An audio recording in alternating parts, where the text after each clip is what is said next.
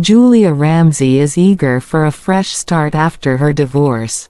She finds a strangely affordable two-story rental house in a quiet suburb and moves in with her daughter, Emma. The home is aged but charming, white paint peeling, creaky floorboards, and ivy crawling over the front porch. The landlord, Mr. Wallace, seems rushed during the walk-through. When Julia asks why it's so cheap, he shrugs. Some folks don't like how it feels. Old houses have quirks. They settle in. Julia sets up her home office downstairs. Emma picks the room with the big window upstairs. That night, Julia hears footsteps above her room. She checks on Emma. She's asleep. She shrugs it off, maybe the house is just settling. Over the next few nights, Julia hears slow footsteps upstairs, always around 3:30 a.m. She finds mirrors slightly cracked. Emma's toys move from where she left them. Emma becomes withdrawn and says she has a new friend. She's a lady who lives on the ceiling, Emma whispers. She says I can stay. But you have to leave. One night, Julia checks the baby monitor and sees a pale figure standing over Emma's bed, motionless. She rushes in, but finds only Emma, fast asleep. Determined to find answers, Julia searches the house. In the hallway upstairs, she finds a sealed attic door, covered with paint and nailed shut from the inside. She pries it open and finds an old crawlspace, thick with dust and cobwebs.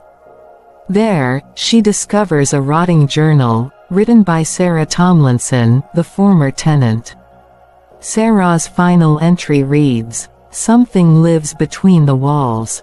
It mimics you. It listens. Once it knows enough, it becomes you." Suddenly, Julia hears scraping from the walls, something alive in the attic. She flees, seals the door again, and keeps Emma close. Julia tries to leave, but her phone gets no signal. Her car won't start. When she walks down the street, she and Emma end up right back at the front porch, as if the street is looping.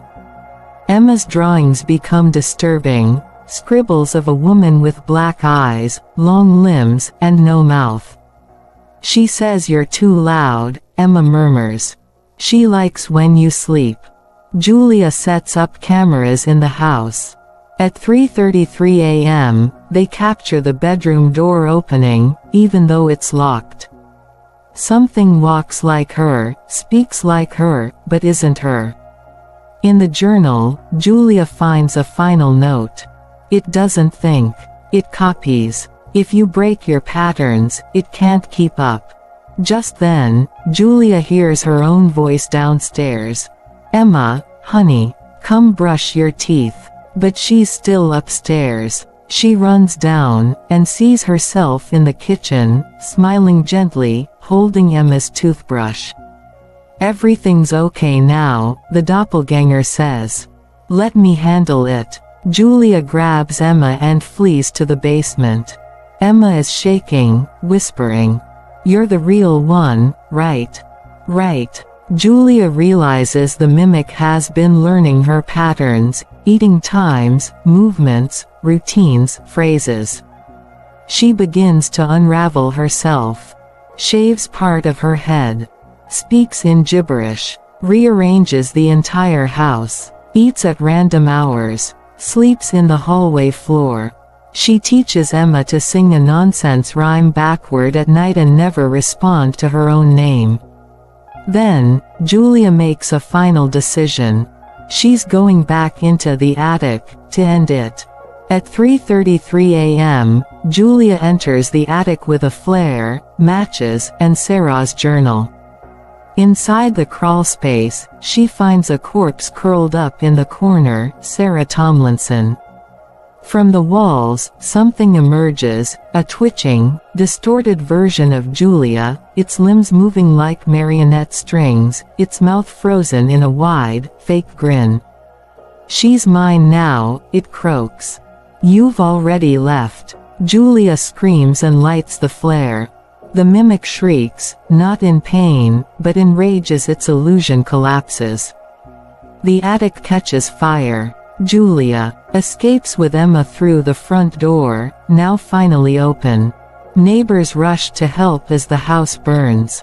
Through the upstairs window, Julia sees the mimic, still smiling, trapped in flame, mimicking her own last scream. 6 months later, Julia and Emma live in a small apartment now. They don't talk about the house. But one night, Emma wakes up and whispers, "Mom, the ceiling lady says you forgot something." Julia walks into the hallway. For just a moment, in the dark mirror, her reflection is smiling, but she isn't. Fade to black.